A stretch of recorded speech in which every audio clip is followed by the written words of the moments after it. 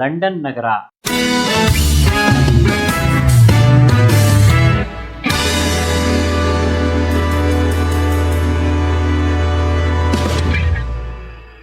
ಮಕ್ಕಳೇ, ಇದು multiple choice ಅಂತ ಹೇಳ್ತೀರಲ್ಲ ನೀವು.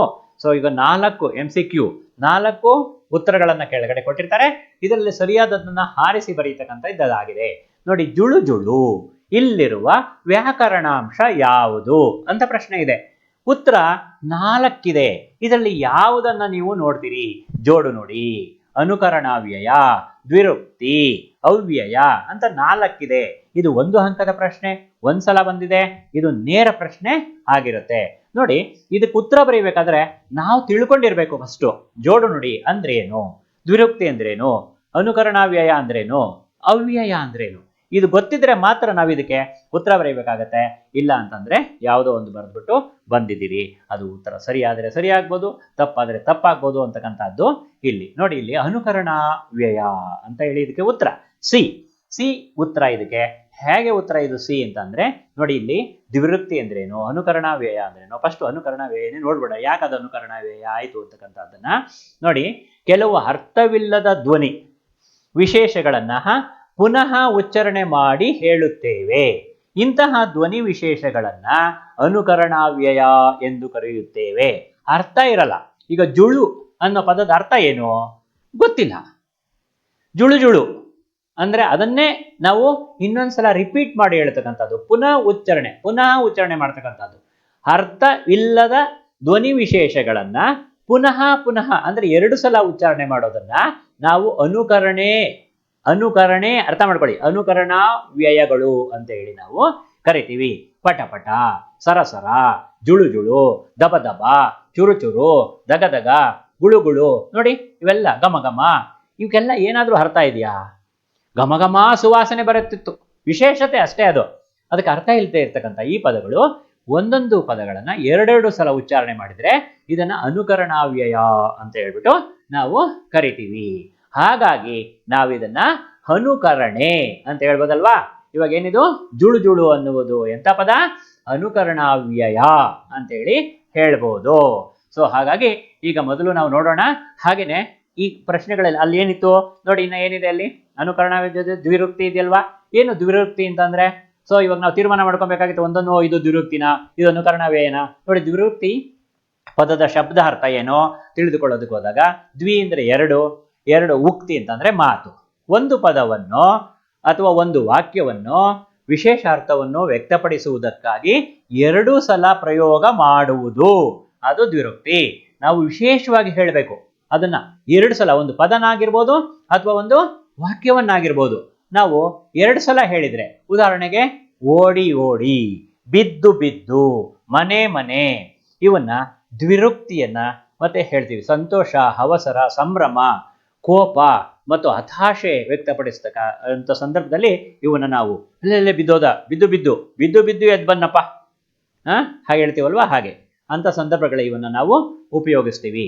ಜೋಡು ನುಡಿಗಳು ಅಂದ್ರೇನು? ಈಗ ದ್ವಿರುಕ್ತಿಗಳು, ಜೋಡಿ ನುಡಿಗಳು, ನಾವು ವ್ಯತ್ಯಾಸಗಳನ್ನ ಕನ್ಫ್ಯೂಷನ್ ಮಾಡ್ಕೋಬಾರ್ದು.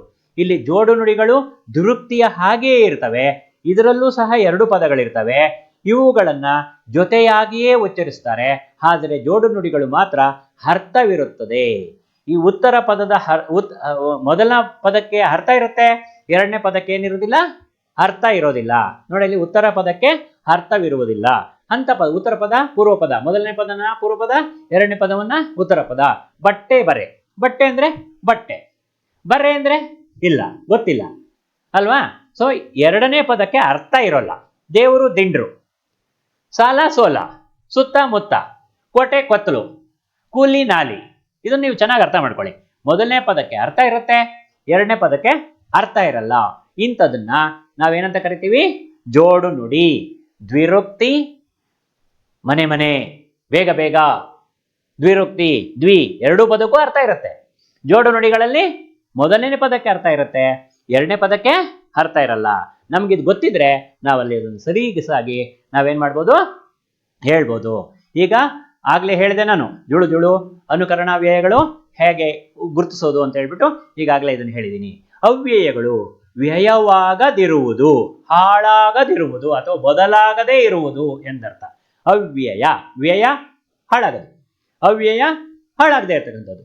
ಕನ್ನಡ ವ್ಯಾಕರಣದಲ್ಲಿ ಹೆಸರು, ಪದ, ಕ್ರಿಯಾರೂಪದಂತೆ ಲಿಂಗ, ವಚನ, ವಿಭಕ್ತಿಗಳಿಗನುಗುಣವಾಗಿ ರೂಪ ಬದಲಾಯಿಸದೇ ಇರುವ ಪದಗಳನ್ನ, ಆ ವಾಕ್ಯದಲ್ಲಿ ಆ ಪದಗಳು ತಮ್ಮ ರೂಪವನ್ನ ಬದಲಾಯಿಸಿಕೊಳ್ಳುವುದಿಲ್ಲ, ಅಂತಹ ವಾಕ್ಯಗಳ ಮಧ್ಯದಲ್ಲಿ ಬರ್ತಕ್ಕಂಥ ಪದಗಳನ್ನ ಅವ್ಯಯಗಳು. ಇವು ವಾಕ್ಯದ ಅರ್ಥಕ್ಕೆ ಹೆಚ್ಚಿನ ಸ್ಪಷ್ಟತೆಯನ್ನ ಕೊಡ್ತವೆ, ಪೂರ್ಣತೆಯನ್ನ. ಒಂದು ವಾಕ್ಯ ಚೆನ್ನಾಗಾಗ್ಬೇಕು, ಸ್ಪಷ್ಟತೆ ಬರಬೇಕು, ಅಥವಾ ವಾಕ್ಯ ಪರಿಪೂರ್ಣವಾಗಬೇಕು ಅಂತಂದ್ರೆ ಈ ಒಂದು ಪದ ಇರಬೇಕು, ಅದನ್ನ ಅವ್ಯಯ ಅಂತ ಕರೀತಾರೆ. ಕ್ರಿಯೆಯ ಸ್ಥಳ, ಕಾಲ, ರೀತಿಗಳನ್ನ ಹೇಳುತ್ತದೆ. ಸ್ಥಳಕ್ಕೆ ಅಲ್ಲಿ, ಇಲ್ಲಿ, ಮೇಲೆ, ಕೆಳಗೆ, ಇಂಥವು ಈ ಅವ್ಯಯಕ್ಕೆ ಉದಾಹರಣೆ ಆಗಿದೆ. ನೋಡಿ, ಉದಾಹರಣೆ ಆಗಿದೆ. ಈಗ ನೋಡ್ತಾ ಹೋಗೋಣ. ಮನೆ ಮಠ ನಿಮಗೆ ಅರ್ಥ ಆಗಿದೆ. ಈಗ ಮನೆ ಮಠ ಇದಿಷ್ಟು ಹೇಳಿದ ಮೇಲೂ ಸಹ ನಾವಿದಕ್ಕೆ ಉತ್ತರ ಹೇಳಿಲ್ಲ ಅಂದ್ರೆ ನಾವು ಯೋಚನೆ ಮಾಡಬೇಕು, ನಮ್ಮ ಶಕ್ತಿ, ನೆನಪಿನ ಶಕ್ತಿ ಅಥವಾ ಪರೀಕ್ಷೆಯನ್ನ ಬರೀತಕ್ಕಂಥ ಶಕ್ತಿ ಎಷ್ಟಿದೆ ಅನ್ನೋದನ್ನ ನಾವು ಯೋಚನೆ ಮಾಡಬೇಕಾಗತ್ತೆ. ಮನೆ ಮಠ ಇಲ್ಲಿರುವ ವ್ಯಾಕರಣಾಂಶ ಯಾವುದೋ? ರೈಟ್, ಜೋಡು ನುಡಿ. ಇದು ಸಹ ಒಂದು ಅಂಕಕ್ಕೆ ಕೇಳಿದ್ದಾರೆ, ಒಂದು ಸಲ ಬಂದಿದೆ, ಮತ್ತೆ ಇದು ನೇರವಾಗಿ ಕೇಳತಕ್ಕಂತಹ ಪ್ರಶ್ನೆ ಆಗಿದೆ. ಈಗ ಮುಂದಿನ ಪ್ರಶ್ನೆಗೆ ಹೋಗೋಣ. ಮೊಟ್ಟ ಮೊದಲು ಈ ಪದವು ವ್ಯಾಕರಣಾಂಶಕ್ಕೆ ಸೇರಿದೆ. ಯಾವ ಮೊಟ್ಟ ಮೊದಲು? ಅವ್ಯಯವ, ಜೋಡಿ ನುಡಿಯ, ಅನುಕರಣಾವ್ಯಯವ, ದ್ವಿರುಕ್ತಿಯ? ಹೇಳಿ. ಈಗಾಗಲೇ 4 ಸಹ ನಾವು ಕಲ್ತಿದ್ದೇವೆ, 4ಕ್ಕೂ ಅರ್ಥ ಗೊತ್ತಾಗಿದೆ. ಯಾವುದು ಇದಕ್ಕೆ ಸಂಬಂಧಪಟ್ಟಿರ್ತಕ್ಕಂಥದ್ದು? ಯಾವುದಕ್ಕೆ ಸಂಬಂಧಪಟ್ಟಿದೆ ಇದು? ಎ, ಬಿ, ಸಿ, ಡಿ ನ ಯಾವುದು? ಕರೆಕ್ಟ್, ದ್ವಿರುಕ್ತಿ ಅಲ್ವಾ? ಮೊಟ್ಟ ಮೊದಲು ದ್ವಿರುಕ್ತಿ. ಗೊತ್ತಾಯ್ತೇನೋ? ಮೊಟ್ಟ ಮೊದಲು. ಓಕೆ, ನಾವು ಮುಂದಿನ ಪ್ರಶ್ನೆಗೆ ಹೋಗೋಣ. ಈಗ ಕೆಳಗಿನವುಗಳಲ್ಲಿ ಮೊದಲೆರಡು ಪದಗಳಿಗಿರುವ ಸಂಬಂಧದಂತೆ ಮೂರನೆಯ ಪದಕ್ಕೆ ಸರಿಹೊಂದುವ ಸಂಬಂಧಿ ಪದಗಳನ್ನ ಬರೆಯಿರಿ. ಅದರಲ್ಲಿ 4 ಉತ್ತರ ಇತ್ತು, 4ರಲ್ಲಿ ಒಂದನ್ನ ಸರಿಯಾದದನ್ನ ಹಾರಿಸಿ ಬರೀಬೇಕಾಗಿತ್ತು. ಈಗ ನಿಮ್ಮ ತಲೆಯಲ್ಲಿರೋ 4ನೇ ಪದವನ್ನ ಇಲ್ಲಿ ಹಾರಿಸಿ ತೆಗೆದು ಬರೀಬೇಕಾಗತ್ತೆ. ನೋಡೋಣ. ಈಗ 1 ಅಂಕದ ಪ್ರಶ್ನೆ, ಒಂದು ಸಲ ಬಂದಿದೆ, ಡೈರೆಕ್ಟ್ ಆಗಿ ಕೇಳ್ತಕ್ಕಂಥ ನೇರ ಪ್ರಶ್ನೆ ಇದಾಗಿದೆ. ಯಾವುದು ಅಂತ ಪ್ರಶ್ನೆ? ಓಡು ಓಡು. ನಾವು ಹೇಳಿದ್ವಿ ಇದು ದ್ವಿರುಕ್ತಿ. ಓಡು ಓಡು, ಎರಡೂ ಪದಗಳು ಒಂದೇ ಆಗಿದೆ, ಎರಡೂ ಪದಗಳಿಗೂ ಅರ್ಥ ಇದೆ. ಈಗ ಧೀರಶೂರ ಏನಂತೆ? ಇದು ಸಹ ಜೋಡು ನುಡಿ. ಎಂತ ನುಡಿ ಇದು? ಜೋಡು ನುಡಿ. ಇದು ದ್ವಿರುಕ್ತಿ, ಇದು ಧೀರ ಶೂರ ಅಂತಕ್ಕಂಥದ್ದು ಜೋಡು ನುಡಿ. ಸೊ ಈಗ ಮುಂದಕ್ಕೆ ಇನ್ನೊಂದಕ್ಕೆ ಹೋಗೋಣ. ನೆಕ್ಸ್ಟ್, ಕಡೆಗೆ. ಕಡೆಗೆ ಕಡೆಗೆ ಕಡೆಗೆ ಕಡೆಗೆ ಕಡೆಗೆ ಕಡೆಗೆ ಕಡೆಗೆ. ಮೂರನೇ ವಾಕ್ಯ ಬಟ್ಟ ಬಯಲು. ಇಲ್ಲಿ ಬಟ್ಟ, ಅದಾದ್ಮೇಲೆ ಉತ್ತರ ನೋಡೋಣ, ಡ್ಯಾಶ್. ಇದು 1 ಅಂಕದ ಪ್ರಶ್ನೆ, ಒಂದ್ಸಲ ಕೇಳಿದ್ದಾರೆ, ನೇರ ಪ್ರಶ್ನೆ. ಉತ್ತರ ಏನು? ಬಯಲು. ಇಲ್ಲಿ ಉತ್ತರನೂ ಬಂದಿದೆ, ಅಲ್ಲಿ ಬಟ್ಟ ಅಂತಕ್ಕಂಥದ್ದು ಪ್ರಶ್ನೆ. 4ನೇ ಪದ ಬಯಲು. ಗೊತ್ತಾಯ್ತಲ್ವಾ? 4ನೇ ಪದ ಬಯಲು. ಸೊ ಮುಂದಿನ ಪ್ರಶ್ನೆಗೆ ಹೋಗೋಣ. ಇಲ್ಲಿ ಕೆನೆ ಮೊಸರು, ಇದು ಜೋಡು ನುಡಿ. ಬಟ್ಟ ಬಯಲು ಎಂತದ್ದು? ಬಟ್ಟ ಬಯಲು. ಬಟ್ಟ ಅರ್ಥ ಇಲ್ಲ ಇಲ್ಲಿ. ಬಯಲು ಏನಂತ ಇದು ನೋಡೋಣ? ದ್ವಿರುಕ್ತಿ. ಬಟ್ಟ ಬಯಲೇನು? ದ್ವಿರುಕ್ತಿ. ಕೆನೆ ಮೊಸರು ಜೋಡು ನುಡಿನಲ್ಲಿ ಮೊಸರು. ಮೊಸರು ಎಂತ ಮೊಸರದು? ಕೆನೆ ಮೊಸರು. ಆ ಪದ ಇದ್ದಾಗ ಇದಕ್ಕೆ ಇನ್ನೂ ಬೆಲೆ ಜಾಸ್ತಿ. ಹಾಗಾಗಿ ಕೆನೆ ಮೊಸರು ಜೋಡು ನುಡಿ, ಬಟ್ಟ ಬಯಲು ದ್ವಿರುಕ್ತಿ. 1 ಅಂಕದ ಪ್ರಶ್ನೆ ಇದು, ಒಂದ್ಸಲ ಕೇಳಿದ್ದಾರೆ, ನೇರ ಪ್ರಶ್ನೆ. ಮುಂದಿನ ಪ್ರಶ್ನೆಗೆ ಹೋಗೋಣ. ಮಕ್ಕಳು ಮರಿ, ಜೋಡು ನುಡಿ. ಓಡಿ ಓಡಿ, ಓಡಿ ಓಡಿ. ಹೇಳಿ. 1 ಅಂಕದ ಪ್ರಶ್ನೆ, ನೇರ ಪ್ರಶ್ನೆ, ಒಂದ್ಸಲ ಬಂದಿದೆ. ಹೇಳಿ ಈಗ. ಓಡಿ ಓಡಿ. ಎಸ್, ಯು ಆರ್ ರೈಟ್, ದ್ವಿರುಕ್ತಿ. ದ್ವಿರುಕ್ತಿ. ಮುಂದಿನ ಪ್ರಶ್ನೆಗೆ ಹೋಗೋಣ. ಬಟ್ಟ ಬಯಲು ದ್ವಿರುಕ್ತಿ. ಹುಳ ಉಪ್ಪುಡಿ. ಹುಳಕ್ಕೆ ಅರ್ಥ ಇದೆ, ಉಪ್ಪುಡಿಗೆ ಏನಿಲ್ಲ, ಅರ್ಥ ಇಲ್ಲ. ಅರ್ಥ, ಉತ್ತರ ಪದಕ್ಕೆ ಅರ್ಥ ಇಲ್ಲದೆ ಇರುವ ಪದವನ್ನ ನಾವು ಏನಂತ ಕರಿತೀವಿ? 1 ಅಂಕದ ಪ್ರಶ್ನೆ, ನೇರ ಪ್ರಶ್ನೆ, ಒಂದ್ಸಲ ಬಂದಿದೆ. ಹೇಳಿ ಉತ್ತರ. ವೆರಿ ಗುಡ್, ಜೋಡು ನುಡಿ. ಅರ್ಥ ಆಗುತ್ತಲ್ಲ? ಮುಂದಿನ ಪ್ರಶ್ನೆಗೆ ಹೋಗೋಣ. ಕೆನೆ ಮೊಸರು ಜೋಡು ನುಡಿ. ಸಾಕು ಸಾಕು. ಈಗ ಕೆನೆ ಮೊಸರು ಜೋಡು ನುಡಿ, ಸಾಕು ಸಾಕು, ಎರಡೂ ಒಂದೇ ತರ ಇರ್ತಕ್ಕಂಥ ಪದಗಳು. ಏನವು? 2 ದ್ವಿ. ನೋಡಿ, 1 ಅಂಕದ ಪ್ರಶ್ನೆ, ನೇರ ಪ್ರಶ್ನೆ, ಒಂದ್ಸಲ ಬಂದಿದೆ. ಸೊ ಸಾಕು ಸಾಕು ಅಂತಕ್ಕಂಥದ್ದು ಹೇಳಿ ಉತ್ತರ. ಇದಕ್ಕೇನು ಉತ್ತರ ಹೇಳಿ ಒಂದ್ಸಲ. ಇದು ದ್ವಿರೋಕ್ತಿ. ಹೋಗೋಣ ಮುಂದಿನ ಪ್ರಶ್ನೆಗೆ. ಈಗ ಇಲ್ಲಿ ಲಂಡನ್ನಿನ ಪೇಟೆಯಲ್ಲಿರುವ ಸ್ಟೇಷನರಿ ಅಂಗಡಿಯ ಹೆಸರೇನು? ನಾನು ನಿಮಗೆ ಹೇಳಿದ್ದೆ ಪರೀಕ್ಷೆಗೆ ಬರುತ್ತೆ, ಒಂದ್ಸಲ ಬಂದಿದೆ, 1 ಅಂಕ, ನೇರ ಪ್ರಶ್ನೆ. ನೋಡೋಣ ಈಗ ಏನು ಲಂಡನ್ನಿನ ಸ್ಟೇಷನರಿ ಅಂಗಡಿ. ಇಲ್ಲಿ ಎಲ್ಲರೂ ಓಕೆ, ವೆರಿ ಗುಡ್. ಲಂಡನ್ನಿನ ಸ್ಟೇಷನರಿಯಲ್ಲಿ ಇದು ಪೇಟೆಯಲ್ಲಿರುವ ಸ್ಟೇಷನರಿ ಅಂಗಡಿಯ ಹೆಸರು ಊಲವರ್ತ. ನೆನ್ಪಿಟ್ಕೊಳ್ಳಿ, ಊಲವರ್ತ. ಎರಡನೇ ಪ್ರಶ್ನೆ, ನೆಲ್ಸನ್ ರವರ ಮೂರ್ತಿ ಇರುವ ಸ್ಥಳದ ಹೆಸರು. ಪಾಠ ಮಾಡುವಾಗ ಸರಿಯಾಗಿ ಗಮನಿಸಿದ್ರೆ ಅವರು ಉತ್ತರವನ್ನ ಬರೀತೀರಿ. ಪಾಠ ಮಾಡಿದ ಮೇಲೆ ಮನೆಯಲ್ಲಿ ಹೋಗಿ ಪುಸ್ತಕವನ್ನ ಪಾಠವನ್ನ ಒಂದೊಮ್ಮೆ ಓದಿದರೆ, ರಿಪೀಟ್ ಮಾಡಿದ್ದರೆ ನಿಜವಾಗ್ಲೂ ನೀವು ಪುನಃ ಪುನಃ ಪುನಃ ಓದೋ ಅವಶ್ಯಕತೆ ಇರಲ್ಲ, ನೆನೆಸಿಕೊಳ್ಳಬಹುದು. ನೆಲ್ಸನ್ ರವರ ಮೂರ್ತಿ ಇರುವ ಸ್ಥಳದ ಹೆಸರು 2 ಸಲ ಕೇಳಿದ್ದಾರೆ ಪರೀಕ್ಷೆಯಲ್ಲಿ. ನೇರ ಪ್ರಶ್ನೆ, 1 ಅಂಕದ ಪ್ರಶ್ನೆ. ನೋಡಿ ಯಾವ್ದಂತದು? Trafalgar square. ನೆಲ್ಸನ್ ರವರ ಮೂರ್ತಿ ಇರ್ತಕ್ಕಂಥ ಸ್ಥಳ ಟ್ರಾಫಲ್ಗರ್ ಸ್ಕ್ವೇರ್. ಆಮೇಲೆ 3ನೇ ಪ್ರಶ್ನೆ ನೋಡೋಣ. ಮುಂದಿನ ಪ್ರಶ್ನೆ, ವೆಸ್ಟ್ ಮಿನಿಸ್ಟರ್ ಸಭೆ ಯಾರ ಸ್ಮಾರಕವಾಗಿದೆ? ನಾವು ಹೇಳಿದ್ವಿ ಅಲ್ಲಿ ಅನೇಕರ ಸ್ಮಾರಕವಿದೆ, ತುಂಬಾ ಸ್ಮಾರಕಗಳು ಅದರೊಳಗಿದೆ. ಆದ್ರೆ ಇಲ್ಲಿ ಹೇಳಿದ್ರು ಯಾರ ಸ್ಮಾರಕಗಳು ಹೇಳಿದ್ರಲ್ವಾ? 1 ಪ್ರಶ್ನೆ, 1 ಅಂಕದ ಪ್ರಶ್ನೆ, 1 ಸಲ ಕೇಳಿದ್ದಾರೆ. ನೇರ ಪ್ರಶ್ನೆ ನೋಡಿ, ಅಲ್ಲಿ ಸಾರ್ವಭೌಮರ, ಕವಿ ಪುಂಗವರ, ಸತ್ತವರ ಸ್ಮಾರಕವಾಗಿದೆ. ಸಾರ್ವಭೌಮರು, ಕವಿ ಪುಂಗವರು, ಇನ್ನೂ ಅನೇಕರ ಹೆಸರಾಂತ ವ್ಯಕ್ತಿಗಳ ಸ್ಮಾರಕಗಳು ಇದರಲ್ಲಿದೆ. ಅಲ್ಲಿ ಸತ್ತಿರ್ತಕ್ಕಂಥ ಅವರ ಸ್ಮಾರಕಗಳು ಇದರಲ್ಲಿ ಇದೆ. ಯಾವುದರಲ್ಲಿ? ವೆಸ್ಟ್ ಮಿನಿಸ್ಟರ್ಸ್ ಸಭೆನಲ್ಲಿ. ಮುಂದಿನ ಪ್ರಶ್ನೆ, ಆಂಗ್ಲ ಸಾಮ್ರಾಜ್ಯದ ವೈಭವ ಕಂಡು ಬರುವ ಓಣಿ ಯಾವುದು? ಅದನ್ನು ಸಹ ನಾನು ಇಲ್ಲಿ ಹೇಳಿದ್ದೀನಿ. 2ನೇದಾಗಿ ನಾವು ಅದನ್ನ ತಗೊಂಡ್ವಿ. ಯಾವ್ದದು ಇದು ಆ ಓಣಿ? ನೋಡಿ 2 ಸಲ ಪ್ರಶ್ನೆ ಕೇಳಿದ್ದಾರೆ. 1 ಅಂಕದ ಪ್ರಶ್ನೆ, ನೇರ ಪ್ರಶ್ನೆ. ಮುಂದಕ್ಕೆ ಹೋಗಿ ನೋಡೋಣ ಉತ್ತರವನ್ನ. ಯಾವ್ದದು? Charing Cross. ಆ ಓಣಿ ಹೆಸರೇನು? Charing cross. ನೆನಪಿಟ್ಕೊಳ್ಳಿ, ಹೇಳಿ ಎಲ್ಲರೂ ಒಂದ್ಸಲ ಜೋರಾಗಿ, ನೆನಪು ಬರುತ್ತೆ. Charing cross. Very good. ಮುಂದಿನ ಪ್ರಶ್ನೆಗೆ ಹೋಗೋಣ. ಲಂಡನ್ ನಲ್ಲಿ ವಾಹನಗಳು ಬಹಳ ಹೊತ್ತು ನಿಲ್ಲುವುದನ್ನು ತಡೆಯಲು ಯಾವ ವ್ಯವಸ್ಥೆ ಮಾಡಿದ್ದಾರೆ? 1 ಅಂಕದ ಪ್ರಶ್ನೆ, 1 ಸಲ ಕೇಳಿದ್ದಾರೆ. ಯಾವ ವ್ಯವಸ್ಥೆ ಮಾಡಿದ್ದಾರೆ? ಭೂಮಿಯ ಒಳಗೆ 50 ಅಡಿ ಆಳದಲ್ಲಿ ಏನು ವ್ಯವಸ್ಥೆ ಮಾಡಿದ್ದಾರೆ ನೋಡಿ? ವಾಹನಗಳು ಬಹಳ ಹೊತ್ತು ನಿಲ್ಲುವುದನ್ನು ತಡೆಯಲು ಭೂಗರ್ಭದಲ್ಲಿ ಗಾಡಿಯನ್ನ ಓಡಿಸುತ್ತಾರೆ. ಮೇಲೆ ಟ್ರಾಫಿಕ್ ಜಾಮ್ ಆಗತ್ತೆ, ಹಾಗಾಗಿ ಭೂಮಿಯನ್ನ ಕೊರೆದು ಭೂಗರ್ಭದಲ್ಲಿ ಗಾಡಿಯನ್ನ ಓಡಿಸ್ತಾರೆ. ಇದು ಅಲ್ಲಿ ಮಾಡ್ಕೊಂಡಿರ್ತಕ್ಕಂಥ ವ್ಯವಸ್ಥೆ ಆಗಿದೆ. 1 ಅಂಕದ ಪ್ರಶ್ನೆ ಇದು. ಇಂಡೈರೆಕ್ಟ್ ಆಗಿ ಕೇಳಿರುವಂತ ಪ್ರಶ್ನೆ ಇದು. 1 ಸಲ ಬಂದಿದೆ. ನೋಡೋಣ ಮುಂದಿನ ಪ್ರಶ್ನೆ. ಲಂಡನ್ ನಗರದಲ್ಲಿ ಸುತ್ತ ಪ್ರಸಿದ್ಧಿಯಾಗಿರುವ ಸಿಂಪಿಗಳು ಯಾರು? ನಾವು ಈ ಪಾಠವನ್ನ ಓದುವಾಗ ಅಂದ್ರೆ ರಿವಿಷನ್ ಮಾಡುವಾಗ ಇದ್ರ ಬಗ್ಗೆ ನಾವು ಪ್ರಸ್ತಾಪನೆ ಮಾಡಲಿಲ್ಲ. ಆದ್ರೆ ಟೆಕ್ಸ್ಟ್ ಬುಕ್ ಅಲ್ಲಿ ಇದೆ, ನೀವು ಪಠ್ಯಪುಸ್ತಕ ಓದಿ ದಯವಿಟ್ಟು. ಇದು ಅತಿ ಮುಖ್ಯವಾಗಿರ್ತಕ್ಕಂತಹದ್ದು. ಸಿಂಪಿಗಳ ಹೆಸರು ಲಂಡನ್ ನಗರದಲ್ಲಿ ಇರ್ತಕ್ಕಂಥದ್ದು. ಇವರು ಕೋಟುಗಳನ್ನ ವಿನ್ಯಾಸ ಮಾಡ್ತಕ್ಕಂಥವ್ರು. ಕೋಟುಗಳನ್ನ ಇಲ್ಲಿ ನೋಡಿ, ನೀವು ಇಂಗ್ಲೆಂಡ್ ಜನರನ್ನ ನೆನಪಿಸ್ಕೊಂಡ್ರೆ ಸಾಕು. ಕೋಟುಗಳನ್ನ ವಿಶೇಷವಾಗಿ ಇವರು ಧರಿಸ್ತಾರೆ. ಯಾಕೆ ಕೋಟುಗಳನ್ನ ಧರಿಸ್ತಾರೆ? ಅಲ್ಲಿನ ಸಂಸ್ಕೃತಿಯ ಭಾಗವಾಗಿದೆ. ಯಾಕೆ ಸಂಸ್ಕೃತಿಯ ಭಾಗವಾಗಿ ಕೋಟುಗಳನ್ನ ಬಳಸ್ತಾರಪ್ಪ ಅಂತಂದ್ರೆ, ಇಲ್ಲಿ ಚಳಿ ಜಾಸ್ತಿ. ಆ ಚಳಿಯನ್ನ ಕಾಪಾಡಿಕೊಳ್ಳೋದಕ್ಕೆ, ಮೈಯನ್ನ ಸಂಪೂರ್ಣವಾಗಿ ಮುಚ್ಕೊಳ್ಳೋದಕ್ಕೆ ಅವರು ಕೋಟುಗಳನ್ನ ಜಾಸ್ತಿ ಉಪಯೋಗಿಸ್ತಾರೆ. ಈಗ ನಾವೆಲ್ಲರೂ ಉಪಯೋಗಿಸಕ್ಕೆ ಹಿಡಿದ್ಬಿಟ್ಟಿದ್ದೀವಿ. ಇತ್ತೀಚೆಗೆ ನಮ್ಮಲ್ಲೂ ಚಳಿ ಆಗಿದೆ ಅಂತ ತಿಳ್ಕೊಳ್ಳಿ. ಇರ್ಲಿ, 1936ರಲ್ಲಿ ಲೇಖಕರು ಅಲ್ಲಿರ್ತಕ್ಕಂತಹ ಜನಗಳನ್ನ ನೋಡಿದ್ರು. ಅಲ್ಲಿ ಸುಪ್ರಸಿದ್ಧವಾಗಿರ್ತಕ್ಕಂತಹ ಸಿಂಪಿಗಳಿದ್ದಾರೆ. ಅವರು ಅವರದ್ದು ಮುಖ್ಯ ಕಸುಬು ಅಂತಂದ್ರೆ ಕೋಟುಗಳನ್ನ ವಿನ್ಯಾಸಗೊಳಿಸ್ತಕ್ಕಂತಹದ್ದು. ಈ ಸಿಂಪಿಗಳು ಯಾರು? ಪ್ರಸಿದ್ಧಿಯಾಗಿರ್ತಕ್ಕಂಥ ಸಿಂಪಿಗಳು ಯಾರು? 1 ಅಂಕದ ಪ್ರಶ್ನೆ, ಇಂಡೈರೆಕ್ಟ್ ಕ್ವಶನ್. 1 ಸಲ ಕೇಳಿದ್ದಾರೆ. ನಾವು ಮುಂದಕ್ಕೆ ಬರೋಣ. ಲಂಡನ್ ನಗರದಲ್ಲಿ ಪ್ರಸಿದ್ಧರಾಗಿರುವ ಸಿಂಪಿಗಳು ಸಿಯಾವೋಯ್ ಸಿಂಪಿಗಳು. ನೀವು ನೆನ್ಪಿಟ್ಕೊಳ್ಳಿ, ಸಿಯಾವೋಯ್. ಕೆಲವು ಪದಗಳು ಇಂಗ್ಲಿಷ್ ಪದಗಳಾಗಿರೋದ್ರಿಂದ ಇವು ಬರೀವಾಗ ನೀವು ಕೆಲವನ್ನ ಬಯಾಟೆ ಮಾಡ್ಬೇಕಾಗತ್ತೆ. ನೆನಪಿನ ಶಕ್ತಿ ಚೆನ್ನಾಗಿರುವಂತವ್ರು ನೆನ್ಪಿಟ್ಕೊಳ್ಳಿ.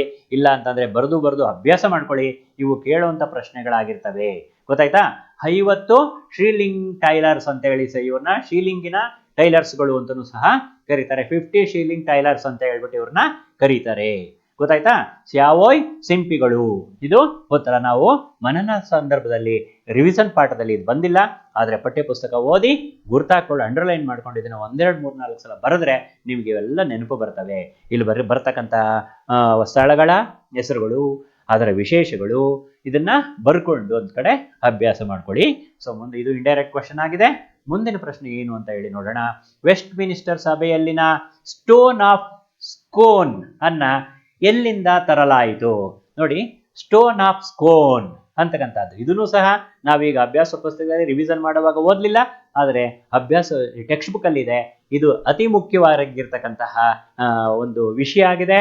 ಇದನ್ನ ಎಲ್ಲ ರಾಜರುಗಳ ಕಿರೀಟ ಧಾರಣೆ ಮಾಡುವಾಗ, ಅವರಿಗೆ ಪಟ್ಟಾಭಿಷೇಕ ಮಾಡಬೇಕಾದ್ರೆ ಅವರ ಸಿಂಹಾಸನದ ಮೇಲೆ ಈ ಕಲ್ಲನ್ನ ಹಾಕ್ಕೊಳ್ತಾರೆ. ಅದು ಅವರ ನಂಬಿಕೆಯಾಗಿದೆ.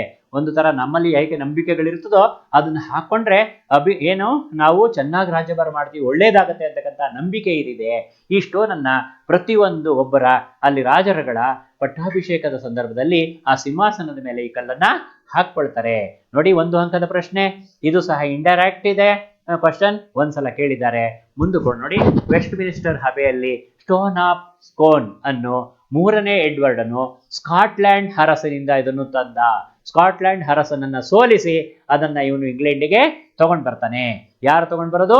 3ನೇ ಎಡ್ವರ್ಡ್. ಯಾಕೆ ಎಕ್ಸ್ಪ್ಲೈನ್ ಮಾಡ್ತಾ ಇದ್ದೀನಿ? ಎಕ್ಸ್ಪ್ಲೈನ್ ಮಾಡೋ ಪಾಠದಲ್ಲಿ ಇದು ಇರಲಿಲ್ಲ ಅಂಶ, ಹಾಗಾಗಿ ಅರ್ಥ ಮಾಡ್ಕೊಳ್ಳಿ. 3ನೇ ಎಡ್ವರ್ಡ್ ಅನ್ನು ಸ್ಕಾಟ್ಲ್ಯಾಂಡ್ ಅರಸನನ್ನ ಸೋಲಿಸಿ ಇದನ್ನ ತಾನು ಇಂಗ್ಲೆಂಡಿಗೆ ತಗೊಂಡ್ ಬರ್ತಾನೆ. ಇದನ್ನ ತಾವು ಪಟ್ಟಾಭಿಷೇಕ ಸಂದರ್ಭಗಳಲ್ಲಿ ಇದನ್ನ ಅವರ ಸಿಂಹಾಸನದ ಮೇಲೆ ಹಾಕ್ತಾರೆ ಅಂತಕ್ಕಂಥದ್ದು ಇದರ ವಿಶೇಷ. ಮುಂದಿನ ಪ್ರಶ್ನೆಗೆ ಹೋಗೋಣ. ಏನು? ಪ್ರವಾಸದ ಬಗ್ಗೆ ಶೇಕ್ಸ್ಪಿಯರ್ ಹೇಳಿದ ಮಾತು ಏನು? ಏನು ಪ್ರವಾಸದ ಬಗ್ಗೆ? ನಾವು ಇಂದಿನ ಪಾಠ ಓದುವಾಗಲೂ ಸಹ ಪ್ರವಾಸದ ಬಗ್ಗೆ ಒಂದು ವಾಕ್ಯವನ್ನ ಓದಿದ್ವಿ. ಶಿಕ್ಷಣಕ್ಕೆ ಪ್ರವಾಸವು ಅತಿ ಮುಖ್ಯವಾಗಿರ್ತಕ್ಕಂತಹ ಭಾಗ ಅಂತ ಹೇಳಿ. ನೋಡೋಣ ಇಲ್ಲಿ ಶೇಕ್ಸ್ಪಿಯರ್ ಏನ್ ಹೇಳಿದ್ದಾನೆ ಅನ್ನೋದ 1 ಅಂಕದ ಪ್ರಶ್ನೆ. ಒಂದ್ಸಲ ಕೇಳಿದ್ದಾರೆ. ಇಂಡೈರೆಕ್ಟ್ ಆಗಿರ್ತಕ್ಕಂಥ ಪ್ರಶ್ನೆ ಇದಾಗಿದೆ. ಪ್ರವಾಸದ ಬಗ್ಗೆ, ಮನೆ ಹಿಡಿದು ಇರುವ ತರುಣನ ಬುದ್ಧಿ ಮನೆಯ ಮಟ್ಟದ್ದೇ ಎಂದು ಶೇಕ್ಸ್ಪಿಯರ್ ಹೇಳಿದ್ದಾನೆ. ಬಾವಿ ಕಪ್ಪೆ ಕತೆ ಕೇಳಿದೀವಿ ನಾವು ಅಲ್ವಾ?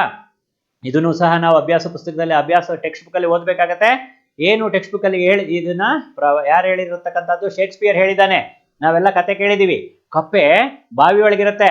ಆ ಬಾವಿ ಒಳಗಿರ್ತಕ್ಕಂಥ ಕಪ್ಪೆ, ಸಮುದ್ರದ ಕಪ್ಪೆ ಬಂದ್ಬಿಡುತ್ತೆ ಬಾವಿ ಒಳಕ್ಕೆ. ನನ್ ಸಮುದ್ರ ದೊಡ್ಡದು, ನಿಂದು ಚಿಕ್ಕದು ಅಂತ. ಆಗ ಅದು ಹೇಳುತ್ತೆ, ಕೊಚ್ಕೊಳ್ಳುತ್ತೆ, ಇಲ್ಲ ನನ್ನ ಬಾವಿನೇ ದೊಡ್ಡದು ಅಂತ. ಇಷ್ಟು ನನಗೈತೆ, ನಿನ್ ಸಮುದ್ರ ಇಷ್ಟು ದೊಡ್ಡದಾ? ಇಲ್ಲ, ಇನ್ನೂ ದೊಡ್ಡದು ಅನ್ನತ್ತದು. ಅದಕ್ಕಿಂತ ಇನ್ನ ಜಾಸ್ತಿನೇ ಇಷ್ಟು ದೊಡ್ಡದಾ ಅನ್ನತ್ತೆ. ಹಾಗೆ ಅದರ ಪರಿಕಲ್ಪನೆ ಏನಾಗಿದೆ ಅಂತಂದ್ರೆ, ಬಾವಿ ಕಪ್ಪಿಯ ಕಲ್ಪನೆ ಎಷ್ಟಿರುತ್ತೆ, ಇದೇನಂತ ದೊಡ್ಡದು ಅಂತ ಏನ್ ಅಂದ್ಕೊಂಡಿರುತ್ತಲ್ಲ. ಹಾಗೆ ಮನೆಯಲ್ಲಿ ಇರ್ತಕ್ಕಂಥ ಒಬ್ಬ ತರುಣ ಏನಿರ್ತಾನೆ, ತಾನು ಮನೆ ವ್ಯವಹಾರವನ್ನಷ್ಟೇ ನೋಡ್ಕೊಂಡಿರ್ತಾನೆ. ಅವನ ಮನೆ ಮಟ್ಟಕ್ಕಷ್ಟೇ ಅವನ ಬುದ್ಧಿ ಬೆಳೆದಿರುತ್ತೆ, ಸೀಮಿತವಾಗಿರುತ್ತೆ. ಅದಕ್ಕೆ ಹೇಳ್ಬೇಕು, ದೇಶ ಸುತ್ತು ಕೋಶ ಓದು, ಇಲ್ಲ ಓದ್ಬೇಕು, ಇಲ್ಲ ದೇಶ ಸುತ್ತಿ ಪ್ರಪಂಚ ಏನು ಅನ್ನೋದನ್ನ ನೋಡ್ಕೋಬೇಕು ಅನ್ನೋದನ್ನ ಶೇಕ್ಸ್ಪಿಯರ್ ಹೇಳಿದ್ದಾನೆ. ನಾವು ಬರೀ ಮನೆಯಲ್ಲಿ ಇಟ್ಕೊಂಡು ಕೂತ್ಕೊಳ್ಳೋದಲ್ಲ, ಆ ತರುಣ ಸಮಾಜವನ್ನ, ಪ್ರಪಂಚವನ್ನು ನೋಡ್ಬೇಕು. ಆಗ ಪ್ರಪಂಚ ಏನು ಅನ್ನೋದು ಅರ್ಥ ಆಗತ್ತೆ ಅನ್ನೋದನ್ನ ಇಲ್ಲಿ ಶೇಕ್ಸ್ಪಿಯರ್ ಪ್ರವಾಸದ ಬಗ್ಗೆ ಹೇಳ್ತಾನೆ ಅಂತಕ್ಕಂಥದ್ದು ಅತಿ ಮುಖ್ಯವಾಗಿರ್ತಕ್ಕಂಥ ಪ್ರಶ್ನೆ. 1 ಅಂಕದ್ದು, ಒಂದ್ಸಲ ಕೇಳಿದ್ದಾರೆ. ಇದು ಸಹ ಇಂಡೈರೆಕ್ಟ್ ಆಗಿರ್ತಕ್ಕಂತಹ ಪ್ರಶ್ನೆ ಆಗಿದೆ. ಸೊ ಅರ್ಥ ಆಯ್ತು ಅನ್ಕೊಂತೀರಿ. ನಾನು ಅಲ್ಲಿ ಬಲ್ಲದೆ ಇರ್ತಕ್ಕಂಥ ಇಲ್ಲಿ ಎಕ್ಸ್ಪ್ಲೈನ್ ಮಾಡಿದ್ದೀನಿ, ಅಲ್ಲಿ ಎಕ್ಸ್ಪ್ಲನೇಷನ್ ಮಾಡಿರೋದನ್ನ ಇಲ್ಲಿ ಓದ್ಕೊಂಡು ಹೋಗ್ತೀನಿ. ಪ್ರವಾಸವು ಶಿಕ್ಷಣದ ಒಂದು ಭಾಗವಾಗಿದೆ ಎಂದು ಹೇಳಿದವರು ಯಾರು? ಪ್ರವಾಸವು, ನೋಡೋಣ, ಇದು 1 ಅಂಕದ ಪ್ರಶ್ನೆ. ಒಂದ್ಸಲ ಕೇಳಿದ್ದಾರೆ, ಇಂಡೈರೆಕ್ಟ್ ಆಗಿರ್ತಕ್ಕಂಥದ್ದು. ಪ್ರವಾಸವು ಶಿಕ್ಷಣದ ಒಂದು ಭಾಗವಾಗಿದೆ ಎಂದು ಹೇಳಿದವರು ಬೇಕನ್. ಸೊ ಈಗ ಮುಂದಿನ ಪ್ರಶ್ನೆ ನೋಡೋಣ. ಲಂಡನ್ನಿನ ಹೆಣ್ಣು ಮಕ್ಕಳು ಯಾವ ಕೆಲಸದಲ್ಲಿ ನಿಯುಕ್ತರಾಗಿರುತ್ತಾರೆ? ಇದು 2 ಅಂಕದ ಪ್ರಶ್ನೆ. 2 ಸಲ ಕೇಳಿದ್ದಾರೆ. ಡೈರೆಕ್ಟ್ ಕ್ವಶನ್ ಆಗಿದೆ. ಲಂಡನ್ನಿನ ಹೆಣ್ಣು ಮಕ್ಕಳು ಯಾವ ಕೆಲಸದಲ್ಲಿ ನಿಯುಕ್ತರಾಗಿದ್ದಾರೆ? ಗ್ರಹಿಕೆ ಮತ್ತು ಸಾಧಾರಣವಾಗಿರ್ತಕ್ಕಂಥದ್ದು. ಲಂಡನ್ನಿನಲ್ಲಿ ಎಲ್ಲಾ ಅಂಗಡಿಗಳಲ್ಲಿ ಸಾಮಾನ್ಯವಾಗಿ ಸ್ತ್ರೀಯರೇ ಕೆಲಸ ಮಾಡುತ್ತಾರೆ. ಉಪಹಾರ ಗೃಹಗಳಲ್ಲಿ, ಮಾಣಿಗಳ ಜಾಗದಲ್ಲಿ ಅಮ್ಮಣ್ಣಿಗಳಿರುತ್ತಾರೆ. ಉಪಹಾರ ಗೃಹದಲ್ಲಿ ಕೆಲಸ ಮಾಡ್ತಾರೆ, ಮಾಣಿಗಳು ಮತ್ತೆ ಇರ್ತಕ್ಕಂಥ ಜಾಗದಲ್ಲಿ ಈ ಅಮ್ಮಣ್ಣಿಗಳು ಅಥವಾ ಮಹಿಳೆಯರು ಅಥವಾ ಹೆಣ್ಣು ಮಕ್ಕಳು ಕೆಲಸವನ್ನ ಮಾಡ್ತಾರೆ ಅಂತಕ್ಕಂಥದ್ದು ಇದರ ಅರ್ಥ. ಇದು ಪ್ರಶ್ನೆಗೆ ಉತ್ತರ ಆಗಿದೆ. 2 ಅಂಕಕ್ಕೆ ಕೇಳ್ತಕ್ಕಂಥ ಪ್ರಶ್ನೆ ಇದು. ನೇರ ಪ್ರಶ್ನೆ, 2 ಸಲ ಕೇಳಿದ್ದಾರೆ. ಮತ್ತೆ ದೊಡ್ಡ ಅಂಗಡಿಗಳಲ್ಲಿ ಕೆಲಸ ಮಾಡ್ತಾರೆ, ಅಲ್ಲಿಯ ಟೈಪಿಸ್ಟ್ಗಳು, ಕಾರ್ಕೂನ ಒಬ್ಬ ಹೆಣ್ಣು ಮಗಳು, ಸಿನಿಮಾ ಗೃಹದಲ್ಲಿ ಬಂದವರಿಗೆ ಜಾಗ ಹುಡುಕಿಕೊಡುವವರು ಸಹ ಹೆಣ್ಣು ಮಕ್ಕಳು, ಕಾಲೇಜಿನ ವಿದ್ಯಾರ್ಥಿನಿಯರ ಅನುಕೂಲಕ್ಕಾಗಿ ಸಿಪಾಯಿಣಿಯರನ್ನು ಸಹ ಇಲ್ಲಿ ಹೆಣ್ಣು ಮಕ್ಕಳನ್ನೇ ನೇಮಿಸಿರ್ತಾರೆ ಅನ್ನೋದು. ಮುಂದಿನ ಪ್ರಶ್ನೆ, ಟೊಪ್ಪಿಗೆಯ ವಿಶೇಷತೆಯನ್ನು ಲೇಖಕರು ಹೇಗೆ ದಾಖಲಿಸಿದ್ದಾರೆ? ಟೊಪ್ಪಿಗೆಯ ವಿಶೇಷತೆ ಇದನ್ನ ಲೇಖಕರು ಹೇಗೆ ಮಾಡ್ತಾರೆ, ಹೇಗೆ ಹೇಳಿದ್ದಾರೆ? ಅದು 2 ಅಂಕದ ಪ್ರಶ್ನೆ ಇದೆ. ಡೈರೆಕ್ಟ್ ಮತ್ತೆ 2 ಸಲ ಕೇಳಿದ್ದಾರೆ. ನೋಡೋಣ. ಟೊಪ್ಪಿಗೆಯ ವಿಶೇಷತೆಯನ್ನು ಕುರಿತು, ಒಂದು ಟೊಪ್ಪಿಗೆ ಇನ್ನೊಂದಿರುವುದಿಲ್ಲ. ಅಂದ್ರೆ ಒಂದು ಟೊಪ್ಪಿಗೆ ತರ ಇನ್ನೊಂದು ಟೊಪ್ಪಿಗೆ ಇರೋದಿಲ್ಲ. ಸಿಕ್ಕಿಸಿದ ಪುಚ್ಚವಾದರೂ ಕನಿಷ್ಠ ಪಕ್ಷ ಬೇರೆಯಾಗಿರುತ್ತದೆ. ಕೋಟ್ಯಾವಧಿ ಟೊಪ್ಪಿಗಳನ್ನು ಬೇಕಾದರೆ ಪರೀಕ್ಷಿಸಿ ಇದನ್ನು ಮನಗಾಣಬಹುದು. ಎಷ್ಟು ಟೋಪಿಗಳನ್ನ ಪರೀಕ್ಷೆ ಮಾಡಿದರೂ ಸಹ ಇದನ್ನು ನಾವು ನೋಡಬಹುದು ಅನ್ನಂತ ಕವಿ ಹೇಳ್ತಾರೆ. ಮನುಷ್ಯನಂತೆ ಟೋಪಿ ಸಹ ಒಬ್ಬ ಮನುಷ್ಯಳಂತೆ ಇನ್ನೊಬ್ಬಳಿಲ್ಲ ಎಂದು ಲೇಖಕರು ದಾಖಲಿಸಿದ್ದಾರೆ. ಸೊ ಅದಾದ ನಂತರ ನಾವು ಮೂಲವರ್ತ ಅಂಗಡಿಯಲ್ಲಿ ಸಿಗುವ ವಸ್ತುಗಳಾವುವು? ಪ್ರಶ್ನೆ 2 ಅಂಕದ್ದು, ಒಂದ್ಸಲ ಕೇಳಿದ್ದಾರೆ, ನೇರ ಪ್ರಶ್ನೆ ಆಗಿದೆ. ನೋಡೋಣ ಏನೇನು ಸಿಕ್ತಿತ್ತು. ಮೂಲವರ್ತ ಸ್ಟೇಷನರಿ ಎಲ್ಲಾ ತರಹದ ಸಾಮಾನುಗಳನ್ನು 1 ಪೆನ್ನಿಯಿಂದ 6 ಪೆನ್ನಿಯವರೆಗೆ ಮಾರುತ್ತಾರೆ. ಪ್ರಾಚೀನ ಮಹಾಕಾವ್ಯದಂತೆ ಇದೊಂದು ಮಹಾಕೋಶವಾಗಿದೆ. ಎಲ್ಲ ವಸ್ತುಗಳು ಇದರಲ್ಲಿ ಸಿಗುತ್ತೆ. ಮಹಾಕೋಶವಾಗಿದೆ. ಬೂಟು, ಕಾಲು ಚೀಲ, ಚೆನ್ನ, ಸಾಬೂನು, ಔಷಧ, ಪುಸ್ತಕ, ಅಡುಗೆಯ ಪಾತ್ರೆ, ಎಲೆಕ್ಟ್ರಿಕ್ ದೀಪದ ಸಾಮಾನು, ಫೋಟೋ, ಹಡವಿಯ ಹೂವು, ಯುದ್ಧದ ಸಾಮಗ್ರಿಗಳು ಸಹ ಇಲ್ಲಿ ಸಿಕ್ತಿದ್ವಂತೆ. ಎಲ್ಲವೂ ದೊರೆಯುತ್ತವೆ. ಡೈರೆಕ್ಟ್ ಪ್ರಶ್ನೆ, ಒಂದ್ಸಲ ಕೇಳಿದ್ದಾರೆ, 2 ಅಂಕದ್ದು. ಸೊ ಮುಂದಕ್ಕೆ ಹೋಗೋಣ. ಪೊಯೆಟ್ ಕಾರ್ನರ್ನಲ್ಲಿ ಯಾವ ಯಾವ ಕವಿಗಳ ಸಮಾಧಿಗಳಿವೆ? ಎಲ್ಲಿ ಪೊಯೆಟ್ ಕಾರ್ನರ್ ಇದೆ? ಸೊ ಇದನ್ನೆಲ್ಲ ಪುಸ್ತಕದಲ್ಲಿ ನೀವು ಓದಿದಿರಿ. ಈ ಪೊಯೆಟ್ ಕಾರ್ನರ್ ಅಲ್ಲಿ ಯಾವ್ಯಾವ ಕವಿಗಳಿದ್ದಾರೆ? 2 ಅಂಕದ ಪ್ರಶ್ನೆ. ಇದು ಒಂದ್ಸಲ ಕೇಳಿದ್ದಾರೆ, ನೇರ ಪ್ರಶ್ನೆ. ಪೊಯೆಟ್ ಕಾರ್ನರ್ ಅಲ್ಲಿ ಹಲವು ಪ್ರಸಿದ್ಧ ಕವಿಗಳ ಸಮಾಧಿಗಳಿವೆ. ಅವುಗಳಲ್ಲಿ Kipling, Hardy, Macaulay, Johnson, Goldsmith, Dryden ಅವರ ಸಮಾಧಿಗಳನ್ನು ನಾವು ನೋಡಬಹುದು. ಸೊ ಅರ್ಥ ಆಗಿದೆ. ಮುಂದಿನ ಪ್ರಶ್ನೆ, ಅಥವಾ ನೋಡಿ ಇನ್ನೂ ಇದೆಯಂತೆ ನೋಡಿ. ಬೆನ್ ಜಾನ್ಸನ್ ಎಂಬ ನಾಟಕಕಾರನ ಸಮಾಧಿ ಇದೆ. ಆಮೇಲೆ ವರ್ಡ್ಸ್ವರ್ತನ ತಪಶ್ಚರ್ಯಕ್ಕೆ ಕುಳಿತಂತಹ ಶಿಲಾಮೂರ್ತಿಯು ಇಲ್ಲಿದೆ. ವರ್ಡ್ಸ್ವರ್ತಂದು ಶಿಲಾಮೂರ್ತಿಯನ್ನು ಸಹ ನಾವಿಲ್ಲಿ ನೋಡಬಹುದು. ಸೊ ಇದು ನೆಕ್ಸ್ಟ್ ಕ್ವಶನ್. ಸಾಮ್ರಾಟರ ರಾಜ್ಯಾಭಿಷೇಕವಾಗುವ ಸಿಂಹಾಸನದ ಮೇಲಿರುವ ಕಲ್ಲುಪಾಟಿಯ ವಿಶೇಷತೆ ಏನು? ನಾನು ಆಗ್ಲೇ ಎಕ್ಸ್ಪ್ಲೇನ್ ಮಾಡಿದ್ದೀನಿ. 2 ಅಂಕದ ಪ್ರಶ್ನೆ, ಒಂದು ಸಲ ಕೇಳಿದ್ದಾರೆ, ನೇರ ಪ್ರಶ್ನೆ. ಸೊ ಇದರ ಉತ್ತರ ನೋಡೋಣ. ಏನಾದರೂ ಕಲ್ಲುಪಾಟಿಯ ವಿಶೇಷತೆ ಅಂತ ಅನ್ನೋದನ್ನ ನೋಡೋಣ. ಸಾಮ್ರಾಟ ರಾಜ್ಯಾಭಿಷೇಕವಾಗುವಾಗ ಅವರ ಸಿಂಹಾಸನದ ಮೇಲೆ ಒಂದು ಕಲ್ಲುಪಾಟಿಯನ್ನ ಹಾಕ್ತಾರೆ. ಆ ಪಟ್ಟಾಭಿಷೇಕವಾಗುವಾಗ ಮಾತ್ರ ಸಾಮ್ರಾಟರು ಇದರ ಮೇಲೆ ಕೂರ್ತಾರೆ ಅಂತಕ್ಕಂಥದ್ದು. ಈ ಶಿಲೆಯನ್ನ ಒಳಗೊಂಡ ಸಿಂಹಾಸನವು ವೆಸ್ಟ್ ಮಿನಿಸ್ಟರ್ ಮಂದಿರದಲ್ಲಿಯ ಒಂದು ಭಾಗದಲ್ಲಿದೆ. ಸ್ಟೋನ್ ಆಫ್ ಸ್ಕೋನ್ ಅಂತ ಇದಕ್ಕೆ ಹೆಸರು. ಸ್ಟೋನ್ ಆಫ್ ಸ್ಕೋನ್ ಅಂತಕ್ಕಂಥದ್ದು ಹೆಸರು. ಇದನ್ನ 3ನೇ ಎಡ್ವರ್ಡನು ಸ್ಕಾಟ್ಲೆಂಡಿನ ಅರಸರಿಂದ ಕಿತ್ಕೊಂಡು ಬರ್ತಾನೆ. ಬಂದಂತೆ ಕಾಣುತ್ತೆ. ಅಂದಿನಿಂದ ಎಲ್ಲಾ ಸಾಮ್ರಾಟರು ಅಭಿಷೇಕವು ಈ ಕಲ್ಲಿನ ಮೇಲೆಯೇ ಆಗಿದೆ. ಈ ಕಲ್ಲಿನಲ್ಲಿ ಯಾವ ಸಿದ್ಧಿ ಇದೆಯೋ, ಮಂತ್ರವಿದೆಯೋ ಗೊತ್ತಿಲ್ಲ. ಅದೊಂದು ನಂಬಿಕೆ. ಇಂಗ್ಲೆಂಡಿನ ಹತುಲ ಸಾಟಿ ಇಲ್ಲದ ವೈಭವವನ್ನು ನೋಡಿದರೆ ಇಂಥದ್ದೊಂದು ವಿಶೇಷವೇನಾದರೂ ಇದರಲ್ಲಿ ಇರಬೇಕು. ಇದನ್ನು ಹಾಕೊಂಡ ತಕ್ಷಣ ಪಟ್ಟಾಭಿಷೇಕ ಆದ್ಮೇಲೆ ಸಾಮ್ರಾಜ್ಯವನ್ನೇ ಆಳ್ವಿಕೆ ಮಾಡ್ತಾರಲ್ಲ ಇವರು, ಅದರಲ್ಲಿ ಏನೋ ಅಡಗಿರ್ಬೇಕು ಅಂತೇಳಿ ಲೇಖಕರು ತಮ್ಮ ಮನಸ್ಸಿನಲ್ಲಿ ಅಂದ್ಕೊಳ್ತಾರೆ. ಸೊ 2 ಅಂಕದ ಪ್ರಶ್ನೆಗಳು. ಒಂದ್ಸಲ ಪ್ರಶ್ನೆ ಇದು, ಒಂದ್ಸಲ ಕೇಳಿದ್ದಾರೆ, ನೇರ ಪ್ರಶ್ನೆ ಇದಾಗಿದೆ. ಸೊ ನೋಡೋಣ ಮುಂದಿನ ಪ್ರಶ್ನೆ. ಲಂಡನ್ ನಗರದಲ್ಲಿರುವ ಇಂಡಿಯಾ ಆಫೀಸಿನ ಕುರಿತು ಬರೆಯಿರಿ. ಇಂಡಿಯಾ ಆಫೀಸ್ ಇದು ಸಹ 2 ಅಂಕದ ಪ್ರಶ್ನೆ. ಒಂದ್ಸಲ ಕೇಳಿದ್ದಾರೆ, ಇಂಡೈರೆಕ್ಟ್ ಕ್ವಶನ್ ಇದು. ನೋಡೋಣ ಏನು ಅಂತ ಹೇಳ್ಬಿಟ್ಟು. ಆಂಗ್ಲ ಸಾಮ್ರಾಜ್ಯದ ವೈಭವ ಕಂಡು ಬರುವ ಹೋಣಿ ಚೇರಿಂಗ್ ಕ್ರಾಸ್. ನಾನು ಆಗಲೇ ಎಕ್ಸ್ಪ್ಲೇನ್ ಮಾಡಿದ್ದೀನಿ. ಇದು ಚೇರಿಂಗ್ ಕ್ರಾಸ್ ಓಣಿಯಲ್ಲಿ ಇಂಡಿಯಾ ಆಫೀಸ್ ಇದೆ. ಇಲ್ಲಿಯ ವಾಚನಾಲಯದಲ್ಲಿ ಅನೇಕ ಮಹತ್ವದ ವಸ್ತುಗಳಿವೆ. ಕರ್ನಾಟಕದ ವಿಷಯವಾಗಿ ಎಷ್ಟೋ ಹೊಸ ವಿಷಯಗಳು ಇಲ್ಲಿ ಗೊತ್ತಾಗಬಹುದೆಂದು ಕಾಣುತ್ತವೆ. ಇಲ್ಲಿನ ವಸ್ತು ಸಂಗ್ರಹಾಲಯದಲ್ಲಿ ಹಿಂದೂಸ್ತಾನದ ಲಲಿತ ಕಲೆಯ ಹಾಗೂ ಇನ್ನುಳಿದ ಮಾರ್ಗಗಳ ಮಾದರಿಗಳು ನೋಡಲು ದೊರೆಯುತ್ತವೆ. ಎಲ್ಲ ಮುಖ್ಯವಾದ ಇಂಗ್ಲಿಷ್ ವರ್ತಮಾನ ಪತ್ರಿಕೆಗಳು ಸಹ ಇಲ್ಲಿ ಬರ್ತವೆ. ಏನೇನಿದೆ ಅದರಲ್ಲಿ ಅನ್ನೋದನ್ನ ನಾವೀಗ ನೋಡಿದ್ದಾಯ್ತು. ಮುಂದಿನ ಪ್ರಶ್ನೆಗೆ ಹೋಗೋಣ. ಲಂಡನ್ ನಗರ ವೀಕ್ಷಣೆಯಲ್ಲಿ ಲೇಖಕರು ಗುರುತಿಸಿರುವ ವಿಶೇಷತೆಗಳೇನು? ಏನು ಲಂಡನ್ ನಗರದ ವಿಶೇಷತೆ? 4 ಅಂಕದ ಪ್ರಶ್ನೆ ಇದೆ. ಒಂದ್ಸಲ ಕೇಳಿದ್ದಾರೆ. ನೇರ ಪ್ರಶ್ನೆ ನೋಡೋಣ. ಲಂಡನ್ ನಗರದಲ್ಲಿ ವಿಶೇಷವಾಗಿ ಲೇಖಕರಿಗೆ ಏನೇನು ಸಿಕ್ತು ಅಂತಕ್ಕಂಥದ್ದು, ಏನೇನು ನೋಡಿದ್ರು ಅಂತಕ್ಕಂಥದ್ದು. ಲಂಡನ್ ನಗರ ರಸ್ತೆಗಳಲ್ಲಿ ವಾಹನ ಸಂಚಾರ ದಟ್ಟಣೆಯನ್ನು ಕಡಿಮೆ ಮಾಡಲು ಭೂಗರ್ಭದಲ್ಲಿ ಗಾಡಿಗಳನ್ನು ನಡೆಸುತ್ತಾರೆ.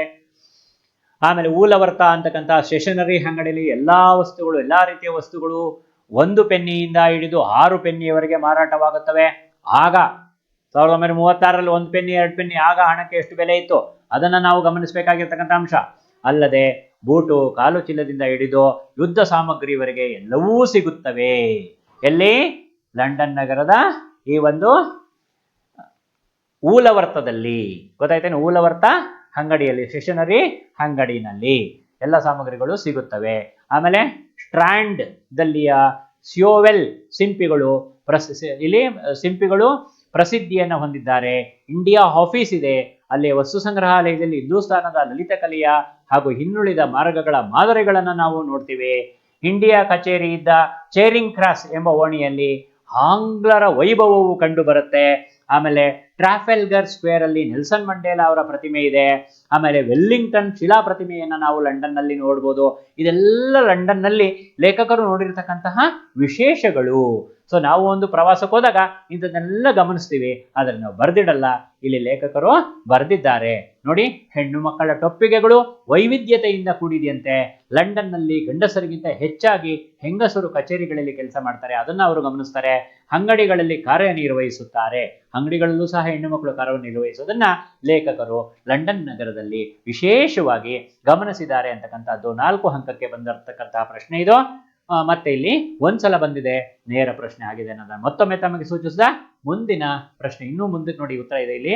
ವೆಸ್ಟ್ ಮಿನಿಸ್ಟರ್ ಮಂದಿರ, ಅಲ್ಲಿನ ಪೋಯೆಟ್ ಕಾರ್ನರ್, ವಿಜ್ಞಾನಿಗಳ ಸಮಾಧಿ, ಅರಮನೆ, ಸ್ಟೋನ್ ಆಫ್ ಸ್ಕೋನ್, ಕಲ್ಲುಪಾಟಿಯ ವೈಶಿಷ್ಟ್ಯತೆ, ಹೀಗೆ ಇನ್ನೂ ಮುಂತಾದ ವಿಶೇಷಗಳ ಲೇಖಕರು ಲಂಡನ್ ನಗರದ ವೀಕ್ಷಣೆಯಲ್ಲಿ ಗುರುತಿಸ್ತಾರೆ. ನೆಕ್ಸ್ಟ್ ಪ್ರಶ್ನೆ, ವೆಸ್ಟ್ ಮಿನಿಸ್ಟರ್ ಸಭೆ ಪ್ರಾರ್ಥನಾ ಮಂದಿರ ಒಂದು ವಿಶೇಷ ಸ್ಮಾರಕ ವಿವರಿಸಿ. ಇದು ವೆಸ್ಟ್ ಮಿನಿಸ್ಟರ್ ಸಭೆ ಅಂತ ಅನ್ನೋದು ಎಕ್ಸ್ಪ್ಲೈನ್ ಮಾಡಲಿಕ್ಕೆ 4 ಪ್ರಶ್ನೆ ಅಲ್ಲ, 10 ಅಂಕ ಇಟ್ರು ಸಹ ಇದನ್ನು ಎಕ್ಸ್ಪ್ಲೈನ್ ಮಾಡ್ತಾ ಹೋಗ್ಬೋದು, ಅಷ್ಟಿದೆ ಇದರಲ್ಲಿ. ನೋಡೋಣ 4 ಅಂಕಕ್ಕೆ ಹೇಗೆ ಬರಿಬೋದು. ಇದು ಒಂದ್ಸಲ ಕೇಳಿದ್ದಾರೆ, ನೇರ ಪ್ರಶ್ನೆ ಆಗಿದೆ. ಆ ಪ್ರಶ್ನೆಗೆ ಉತ್ತರ, ವೆಸ್ಟ್ ಮಿನಿಸ್ಟರ್ ಸಭೆ ಎಂಬ ಪ್ರಾರ್ಥನಾ ಮಂದಿರ ಕನಿಷ್ಠ 1000 ವರ್ಷದಷ್ಟು ಪುರಾತನ ಮಂದಿರ. ಇದರಲ್ಲಿ ಕೆಲವು ಭಾಗಗಳು ದುರಸ್ತಿಯನ್ನ ಮಾಡಿದ್ದಾರೆ, ಇಂದಿಗೂ ಅದು ಅಚ್ಚಳಿಯದೆ ಹಾಗೆ ಉಳಿದಿದೆ. ಇಲ್ಲಿ ಸಂತ ಸಾರ್ವಭೌಮರು ಮಲಗಿರುವರು, ಕವಿ ಪುಂಗವರು ಹೊರಗಿರುವರು, ಸತ್ತವರ ಸ್ಮಾರಕವೆಂದು ಇದಕ್ಕಿಂತ ಪುರಾತನವಾದ ಮಂದಿರವು ಜಗತ್ತಿನಲ್ಲಿ ಎಲ್ಲಿಯೂ ಸಹ ನಾವು ನೋಡೋದಕ್ಕೆ ಸಾಧ್ಯ ಇಲ್ಲ ಅಂತಕ್ಕಂಥದ್ದು ವಿಶೇಷ. ಇಂಥ ದೊಡ್ಡ ಒಂದು ಸ್ಮಾರಕವನ್ನು ನಾವು ಪ್ರಪಂಚದಲ್ಲಿ ಎಲ್ಲೂ ಸಹ ನೋಡಕ್ಕಾಗಲ್ಲ ಅನ್ನೋದು. ಮತ್ತೆ ಮರ್ತ್ಯತ್ವವೇ ಎಷ್ಟು ಗೋರಿ ಗುಂಪುಗಳು ಇಲ್ಲಿವೆ ನೋಡಿ, ಹಂಜು ಎಂದು 300 ವರ್ಷಗಳ ಹಿಂದೆ ವ್ಯೂಮಾಂಟ್ ಅನ್ನೋ ಕವಿ ಇದನ್ನ ನೋಡಿ ಹೇಳಿದ್ದಾನೆ. ನೋಡಿ, ಗೋಲ್ಡ್ ಸ್ಮಿತ್ ಹಾಗೂ ಎಡಿಸನ್ ಎಂಬ ಪ್ರಖ್ಯಾತ ಸಾಹಿತಿಗಳು ವೆಸ್ಟ್ ಮಿನಿಸ್ಟರ್ ಸಭೆಯ ಸಂದರ್ಶನ ಎಂಬ ವಿಷಯದ ಮೇಲೆ ಉತ್ತಮವಾದ ನಿಬಂಧಗಳನ್ನ, ಅಂದ್ರೆ ಪ್ರಬಂಧಗಳನ್ನ, ಎಸ್ಸೆ ರೈಟಿಂಗ್ ಅಂತ ನಾವೇನ್ ಹೇಳ್ತೀವಲ್ವಾ, ಅದನ್ನು ಸಹ ಬರೆದಿದ್ದಾರೆ. ಯಾರು ಬರೆದಿದ್ದಾರೆ? ಗೋಲ್ಡ್ ಸ್ಮಿತ್, ಎಡಿಸನ್ ಅಂತಕ್ಕಂಥವ್ರು. ಅರ್ಥ ಮಾಡಿಕೊಂಡು ಪ್ರಶ್ನೆಗೆ ಉತ್ತರವನ್ನ ಬರೀರಿ, ನೆನ್ಪಿಟ್ಕೊಳ್ಳಿ. ಸೊ ನೋಡೋಣ, ಇಂದಿಗೂ ಇದು ಕಬ್ಬಿಗರ ಸ್ಫೂರ್ತಿಯ, ಕಬ್ಬಿಗರು ಅಂದ್ರೆ ಕವಿಗಳ, ಲೇಖಕರ, ಸಾಹಿತಿಗಳ ಸ್ಫೂರ್ತಿಯ ತವರು ಮನೆಯಾಗಿದೆ. ಹೊರಗಿನಿಂದ ಉತ್ತಮವಾಗಿ ಶೃಂಗರಿಸಿದ ಸಣ್ಣ ಬಾಗಿಲೊಂದು ಕಾಣುತ್ತದೆ, ಒಳಗೆ ಮಾತ್ರ ಕಟ್ಟಡವು ಭವ್ಯವಾಗಿದೆ. ನೋಡೋದಕ್ಕೆ ಯಾವುದೋ ಒಂದು ಚಿಕ್ಕ ಬಾಗಿಲು ತರ ಕಾಣುತ್ತೆ, ಇದು ಭವ್ಯವಾಗಿರ್ತಕ್ಕಂತಹ ಕಟ್ಟಡ ಆಗಿದೆ. ಸೊ ಸಾಗುವ ಹಾದಿಯ ಎಡ ಬಲಕ್ಕೆ ರಾಜಕಾರಣಗಳ ಚತುರರ ಶಿಲಾಮೂರ್ತಿಗಳಿವೆ. ಪಾದ್ರಿಯ ಹಾಸನದ ಉತ್ತಮವಾದ ಕೆತ್ತನೆಯ ಕೆಲಸದಿಂದ ಕೂಡಿದ ಬಂಗಾರದ ಬಣ್ಣವನ್ನ ಅದಕ್ಕೆ ಕೊಟ್ಟಿದ್ದಾರೆ. ಯಾವುದಕ್ಕೆ ಅಂತಂದ್ರೆ ರಾಜಕಾರಣಿಗಳ ಶಿಲಾಮೂರ್ತಿಗಳಿಗೆ. ಇಷ್ಟನ್ನು ಸಹ ನಾವು ಈ ವೆಸ್ಟ್ ಮಿನಿಸ್ಟರ್ ಬ್ರಿಡ್ಜ್ ಅಂತಕ್ಕಂಥ ಒಂದು ಸ್ಮಾರಕದಲ್ಲಿ ನಾವು ನೋಡಬಹುದು ಅನ್ನೋದು.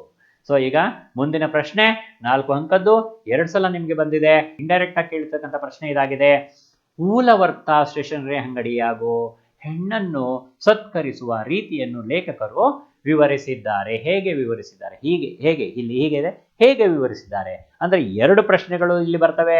ಮೂಲವರ್ತವನ್ನೂ ವಿವರಿಸಬೇಕು, ಮತ್ತೆ ಹೆಣ್ಣನ್ನ ಇಂಗ್ಲೆಂಡ್ನವರು ಹೇಗೆ ಸತ್ಕರಿಸಿದ್ದಾರೆ ಅನ್ನುವಂಥ ಅಂಶವನ್ನು ಸಹ ನಾವಿಲ್ಲಿ ವಿವರಿಸಬೇಕಾಗತ್ತೆ. 4 ಅಂಕದ ಪ್ರಶ್ನೆ 2 ಸಲ ಕೇಳಿದ್ದಾರೆ. Indirect question. ನೋಡೋಣ ಉತ್ತರ. ಲೇಖಕರು ಲಂಡನ್ ನಗರದ ಪೇಟೆಯಲ್ಲಿ ತಿರುಗಾಡುವಾಗ ಮೂಲವರ್ತ ಎಂಬ ಸ್ಟೇಷನರಿ ಅಂಗಡಿಯನ್ನ ನೋಡ್ತಾರೆ.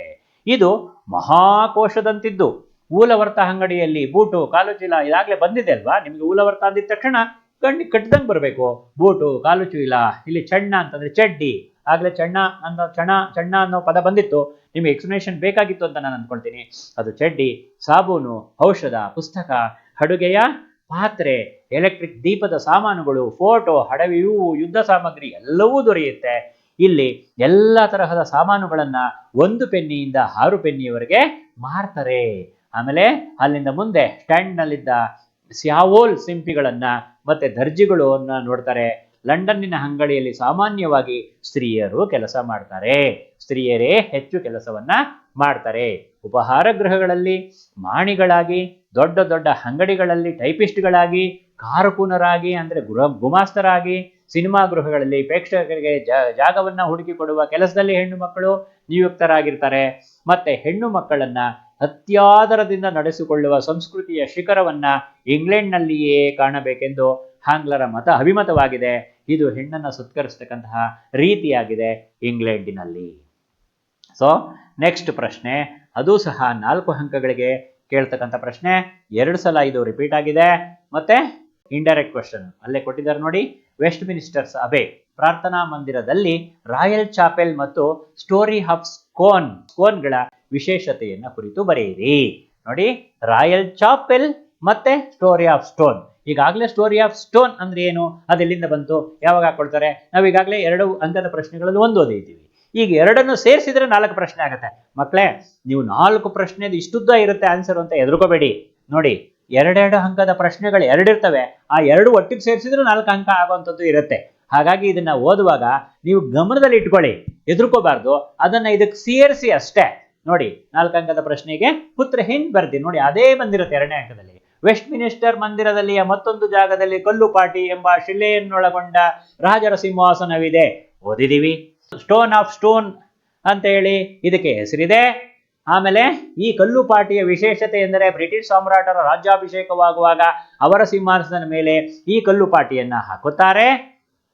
ಪಟ್ಟಾಭಿಷೇಕವಾಗುವಾಗ ಮಾತ್ರ ಸಾಮ್ರಾಟರು ಇದರ ಮೇಲೆ ಕೂರಬೇಕು ಈ ಶಿಲೆಯನ್ನು ಅಂತ ಹೇಳಿ ಇದೆ. ಮತ್ತೆ 3ನೇ ಎಡ್ವರ್ಡ್ ಅನ್ನು ಸ್ಕಾಟ್ಲೆಂಡಿನ ಅರಸರಿಂದ ಇದನ್ನ ಕಿಟ್ಕೊಂಡು ಬಂದಂತೆ ಕಾಣುತ್ತದೆ. ಸರಿಯಾಗಿ ಲೇಖಕರಿಗೆ ಗೊತ್ತಿಲ್ಲ, ಅವರು ಕಾಣುತ್ತದೆ ಅಂತ ಬರೆದಿದ್ದಾರೆ. ಅಂದಿನಿಂದ ಎಲ್ಲಾ ಸಾಮ್ರಾಟರ ಅಭಿಷೇಕವು ಈ ಕಲ್ಲಿನ ಮೇಲೆಯೇ ಆಗತ್ತೆ. ಅದರಲ್ಲಿ ಯಾವ ಸಿದ್ಧಿ ಇದೆಯೋ, ಯಾವ ಮಂತ್ರವಿದೆಯೋ ನಾನರಿಯೇ ಎಂದು ಗೋಕಾಕರು ಹೇಳುತ್ತಾರೆ. ಇಂಗ್ಲೆಂಡಿನ ಅತುಲ ವೈಭವವನ್ನು ನೋಡಿದರೆ ಇದೊಂದು ವಿಶೇಷವೇನಾದರೂ ಇದರಲ್ಲಿ ಇರಬೇಕೆನಿಸುತ್ತದೆ ಅಂತ ಹೇಳಿ ಲೇಖಕರು ಬರೀತಾರೆ. ಇದಿಷ್ಟು ಅದರದಾದ್ರೆ ಮುಂದಿನ ಭಾಗ ಈ ಉತ್ತರದಲ್ಲಿ ನೋಡೋಣ.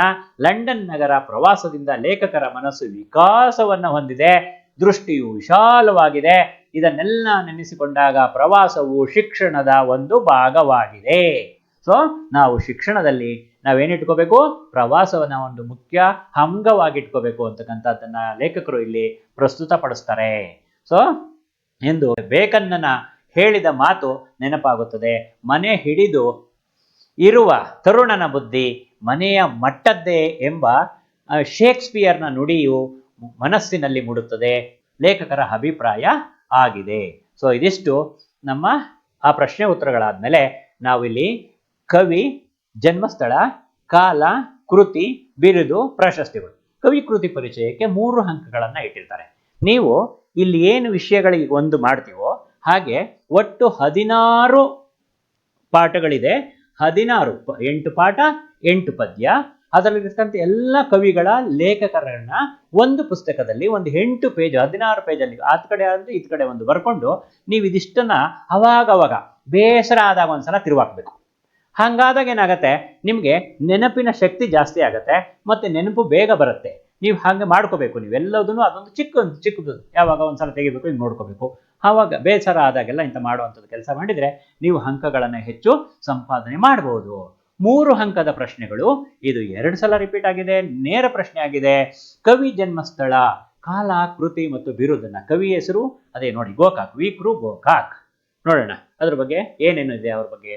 ಕವಿ ಹೆಸರು ವಿಕು ಗೋಕಾಕರು, ಕಾಲ ಕ್ರಿಸ್ತಶಕ 1909, ಜನ್ಮಸ್ಥಳ ಹಾವೇರಿ ಜಿಲ್ಲೆಯ ಸವಣೂರು, ಇಷ್ಟು ಬರ್ಕೊಳ್ಳಿ ನೀವು ಅಷ್ಟೇ. ಈ ರೆಡ್ಡಿಂಕಲ್ಲಿ ಇರೋದನ್ನೆಲ್ಲ ಬರ್ಕೊಳ್ಬೇಕು. ಎಲ್ಲ ಕವಿಗಳಿಗೂ ಲೇಖಕರಿಗೂ ಅದನ್ನೇ ಹಾಕೋಬೇಕು. ಅವ್ರದನ್ನ ಬರ್ಕೊಂಡು ಮುಂದೆ ಸುಮ್ಮನೆ ಯಾವಾಗಲೂ ಒಂದೊಂದ್ಸಲ ಅದನ್ನ ನೋಡ್ಕೋತಾ ಹೋಗ್ಬೇಕು. ನೋಡೋಣ ಇನ್ನ ಕೃತಿಗಳು ಏನೇನು ಬರೆದಿದ್ದಾರೆ. ಸಮುದ್ರ ಗೀತೆಗಳು ಬರೆದಿದ್ದಾರೆ, ಪಯಣ, ಉಗಮ, ಇಜ್ಜೋಡು, ಸಮರಸವೇ ಜೀವನ, ಬಹರಸ ಸಿಂಧು ರಶ್ಮಿ, ಅತ್ಯುತ್ತಮವಾಗಿರ್ತಕ್ಕಂತಹ ಕೃತಿ ಮೊದಲಾದ ಕೃತಿಗಳನ್ನ ರಚಿಸಿದ್ದಾರೆ. ಸೊ ಅದಾದ್ಮೇಲೆ ಇವರಿಗೆ ಬಂದಿರತಕ್ಕಂತಹ ಪ್ರಶಸ್ತಿಗಳ್ಯಾವು? ಸಾಹಿತ್ಯ ಸೇವೆಗೆ ಕೇಂದ್ರ ಸಾಹಿತ್ಯ ಅಕಾಡೆಮಿ ಪ್ರಶಸ್ತಿ ಬಂದಿದೆ, ಜ್ಞಾನಪೀಠ ಪ್ರಶಸ್ತಿ ಬಂದಿದೆ, ಅತಿ ಮುಖ್ಯವಾಗಿರ್ತಕ್ಕಂಥದ್ದು ಪದ್ಮಶ್ರೀ ಪುರಸ್ಕಾರ ಇವರಿಗೆ ದೊರೆತಿದೆ. ಗೊತ್ತಾಯ್ತು, ವೀಕರು ಗೋಕಾಕರಿಗೆ 3 ಮುಖ್ಯ ಪ್ರಶಸ್ತಿಗಳು ಅಂತಂದ್ರೆ ಸಾಹಿತ್ಯ ಸೇವೆಗೆ ಕೇಂದ್ರ ಸರ್ಕಾರ ಸಾಹಿತ್ಯ ಅಕಾಡೆಮಿ ಪ್ರಶಸ್ತಿ ಬಂದಿರುವಂಥದ್ದು, ಜ್ಞಾನಪೀಠ ಪ್ರಶಸ್ತಿ ಬಂದಿರೋದು, ಆಮೇಲೆ ಪದ್ಮಶ್ರೀ ಪುರಸ್ಕಾರ ಬಂದಿದೆ. ಇದುವರೆಗೆ ಕೇಳಿ ನೀವೆಲ್ಲರೂ ಸಹ ಈ ಲಂಡನ್ ನಗರ ಇದರಲ್ಲಿ ಬರ್ತಕ್ಕಂಥ ಪ್ರಶ್ನೆಗಳು, ಮತ್ತೆ 2 ಅಂಕದ ಪ್ರಶ್ನೆ ಇರ್ಬೋದು, 4 ಅಂಕದ ಪ್ರಶ್ನೆ ಇರ್ಬೋದು, 3 ಅಂಕದ ಪ್ರಶ್ನೆ ಇರ್ಬೋದು, ವ್ಯಾಕರಣ ಅತಿ ಮುಖ್ಯವಾಗಿರ್ತಕ್ಕಂಥದ್ದು. ನೀವು ಅದರ ಬಗ್ಗೆ ಹೆಚ್ಚು ಗಮನವನ್ನು ಕೊಡಬೇಕು ಮಕ್ಕಳ. ವ್ಯಾಕರಣದಲ್ಲಿ ನೀವು 50ಕ್ಕೂ ಹೆಚ್ಚು ಅಂಕಗಳನ್ನು ಸಂಪಾದನೆ ಮಾಡುವಂಥದ್ದಿರುತ್ತೆ. ಹಾಗಾಗಿ ನೀವು ಗಮನ ಕೊಡಿ, ಓದಿ. ತಮ್ಮೆಲ್ಲರಿಗೂ ಒಳ್ಳೆಯದಾಗಲಿ. ಲಂಡನ್ ನಗರದಲ್ಲಿ ಕೇಳ್ತಕ್ಕಂಥ ಎಲ್ಲ ಪ್ರಶ್ನೆಗಳಿಗೂ ಸರಾಗವಾಗಿ ಉತ್ತರಗಳು ಬರಲಿ. ಸೊ ಇದುವರೆಗೂ ನೀನು ಹೈಬ್ರಿಡ್ ವಿದ್ಯಾದಲ್ಲಿ ಈ ಒಂದು ರಿವಿಷನ್ ಪಾಠವನ್ನು ಕೇಳಿರ್ತಕ್ಕಂಥ ತಮ್ಮೆಲ್ಲರಿಗೂ ಒಳ್ಳೆಯದಾಗಲಿ ಅಂತ ಹೇಳ್ತಾ ಈ ಒಂದು ಪಾಠವನ್ನು ನಿಲ್ಲಿಸ್ತಾ ಇದ್ದೀನಿ. ನಮಸ್ಕಾರ.